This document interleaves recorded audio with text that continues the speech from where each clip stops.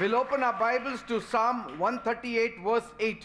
स्तोत्रसंहिता 138 आणि त्यातलं 8वं वचन. The Lord will perfect everything that concerns me.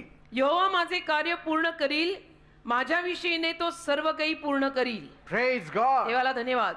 Your life is not falling apart. तुमचं जीवन ढासळून पडत नाहीये. Your life is under the construction of God. तुमचं जीवन देवाच्या बांधणीखाली आहे. God is actively working to complete and fulfill every part of your life. देव सक्रियपणे तुझ्या आयुष्यातला प्रत्येक भाग परिपूर्ण करण्यामागे लागलेला आहे. Praise God. देवाला धन्यवाद. Today it may look unfinished. आज जरी तुला तुझ्या आयुष्याकडे बघून असं वाटलं की हे काय माझं असं जीवन आहे, अर्धवट, काहीच पूर्ण नाही. It's only because God is still working on you. तर त्याचं कारण एकच आहे की देव अजूनही तुझ्यामध्ये काम करत आहे. काम अजून बाकी आहे म्हणून तुला आत्ताला ते अर्धवट दिसतंय. God is not absent. देव गैरहजर नाहीये. God is not afraid of the mess in the world. आणि देव काही जगामध्ये चाललेल्या बरबादीला घाबरत पण नाही. He can change it all. देव सगळं काही बदलू शकतो. In one moment he can change it. एका क्षणात देव सगळं काही बदलू शकतो. तो देव आहे. The moment you surrender control ज्या क्षणाला तुम्ही नियंत्रण देऊन टाकाल ना,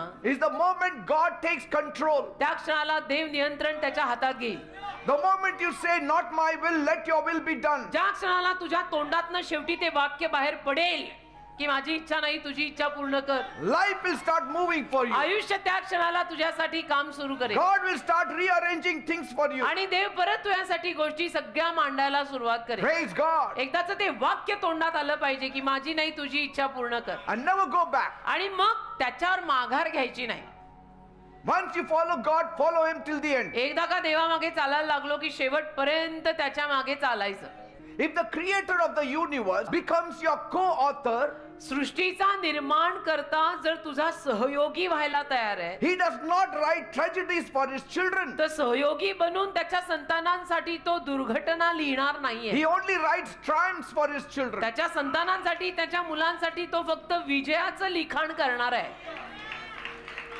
Even if they are disguised as trials. आणि जरी वेषांतर करून समस्या किंवा कसोट्या या रूपाने ते सगळं आलं तरी सुद्धा विजय शेवटी देवाच्या मुलांचा होईल. Praise God. देवाला धन्यवाद. What looks like a setback तर जे काही तुम्हाला माघार आल्यासारखं दिसतंय, is actually a setup by God. Actually देवाने तुमच्यासाठी पुढे जायला ती ठेवलेली पायरी आहे. And every setup in God आणि देवामध्ये पुढे जायची प्रत्येक पायरी is a setup for something better. काहीतरी चांगल्याकडे नेणारी पायरी असते बेटा. Because Bible says कारण बायबल म्हणतं in Romans 8:28, रोमकरास 8वा अध्याय 28वे वचन, God works all things together for your good. परमेश्वर सत्य शेवटी तुझ्या चांगल्याकडे सगळ्या गोष्टी करतो. It may not be good right now, आणि आत्ताला जरी सगळं तुला चांगलं वाटत नसेल, दिसत नसेल, but God is working towards it. पण देव ते सगळं चांगल्याकडे नेत आहे. ती प्रक्रिया सुरू आहे. Process is on. Give God some time. देवाला थोडा वेळ दे ना. Follow him देवाच्या मागे थोडा वेळ जरा नीट चाल ना, and see things will change. आणि मग बघ गोष्टी बदलतील. Even difficult situations are turned into something good by God. आणि अडचणीनं भरलेली परिस्थिती सुद्धा देव कुठेतरी चांगल्याकडेच नेणार असतो बेटा. And so God steps in when you feel unsupported. तर जेव्हा तुला असं वाटायला लागतं की मला कुणाचाच आधार नाहीये, तेव्हा आत येतो देव. Praise God. Amen. Bible speaks of a man whose name was David. बायबलमध्ये एका माणसाविषयी नोंद केली आहे ज्याचं नाव होतं दावीद. He was running for his life. तर त्याचा जीव तो असा हातामध्ये धरून कुठेतरी पळून निघाला होता. He was not surrounded by peace. आणि अवतीभोवती काही शांती नव्हती त्यावेळेला त्याला. He was surrounded by enemies. अवतीभोवती वैरी होते, शत्रू लागलेले होते. Yet he stood up, तरी सुद्धा तो उभा राहिला, looked at his broken situation, आणि त्याने आपल्या तुटलेल्या परिस्थितीकडे पाहिलं and boldly declared, आणि त्याने धाडसाने घोषित केलं, "The Lord will finish what He started in my life." माझ्या जीवनात जे देवाने सुरू केलंय ते देव पूर्ण करेल. Praise God. जबाबदारी देवाची आहे. Consistency in God is greater than comfort of life. देवातलं सातत्य आयुष्यातल्या आरामापेक्षा मोठं असतं बेटा. सातत्य पाहिजे. That's Hallelujah. why Bible says in Galatians 6 verse 9, म्हणून गलती 6वा अध्याय 9वे वचन बायबल म्हणतं, "Do not get tired of doing good. चांगलं करण्यामध्ये थकू नका.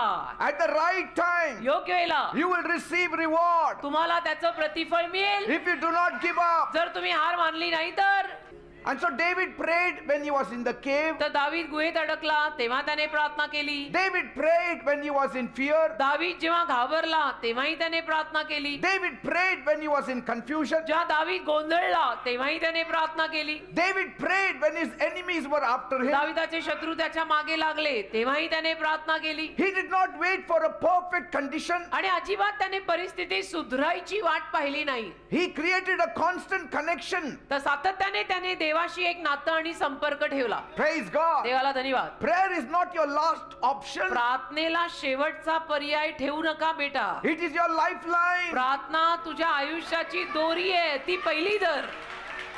तो शेवटचा पर्याय नाहीये, ती आयुष्याची पहिली दोरी आहे, ती पहिली धर. Bible says बायबल म्हणतं in 1 Thessalonians 5 verse 17, 1 थेसलोनी 5 अध्याय 17 वचन, pray all the time. अखंड निरंतर प्रार्थना करा.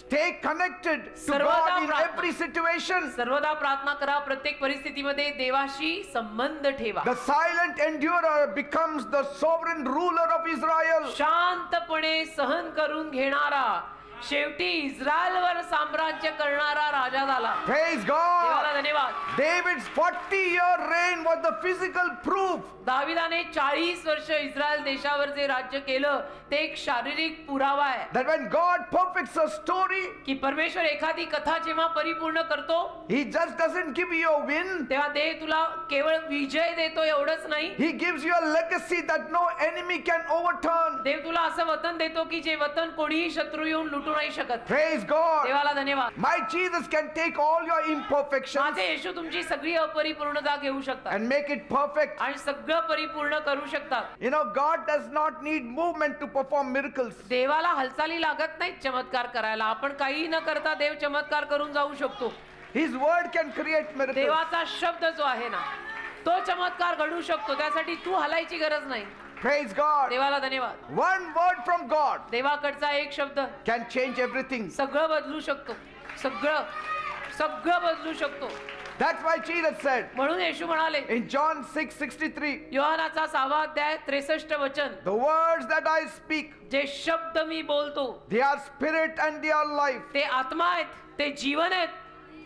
आमेन. Praise God. देवाला धन्यवाद. God's word carries life and power. या देवाच्या शब्दात सामर्थ्य आणि जीवन आहे. Bible says in John 8:44, Yohan 8 अध्याय 44 वचन बायबल म्हणतं the devil is a liar. सैतान खोटारड आहे. Negative voices are not from God. नकारात्मक आवाज देवाकडनं येत नसतात. God's word carries God's power. देवाच्या शब्दांमध्ये देवाचं सामर्थ्य असतं. Bible says in Isaiah 55 verse 11, यशया 55 त्यातलं 11 वचन बायबल म्हणतं God is saying, परमेश्वर म्हणतो my word will not fail. माझा शब्द अपयशी होऊन येणार नाही. What माझा God- शब्द रिकामा येणार नाही. What God says देव जे काही बोलतो will always come true. ते नेहमी खरं होणार आणि होतं. Sometimes कधी कधी all you have to do is take God's word. देवाचा शब्द घ्यायचा फक्त, बाकी काही करायचं नाही. And sometimes आणि कधी कधी all you have is God's word. तुझ्याकडे तेवढंच असतं रे. देवाचा शब्दच कधी कधी फक्त आपल्याकडे असतो, बाकी काही नाही. And that's enough for you. आणि तेवढं आपल्याला बास आहे ना. Bible says बायबल म्हणतं in Psalm 119 verse 114, स्तोत्र संहिता 119 त्यातलं 114 वचन, your word gives me hope. तुझा शब्द मला आशा देतो. God's word sustains you in uncertainty. देवाचा शब्द तुला अनिश्चित वातावरणामध्ये निश्चितता देतो. Praise God. देवाला धन्यवाद. God is present in every place. देव प्रत्येक जागी हजर आहे. Distance is nothing for God. अंतरामुळे देवाला फरक पडत नाही. 12 किलोमीटर का 1200. Distance does not limit divine power. अंतरामुळे दैवी सामर्थ्याला मर्यादा पडत नाही. That's why Bible says म्हणून बायबल म्हणतं in Isaiah 6 verse 3, यशाचा 6 अध्याय त्यातलं 3 वचन, the whole earth is full of his glory. संपूर्ण पृथ्वी त्याच्या गौरवाने भरलेली आहे. Praise God. आमेन.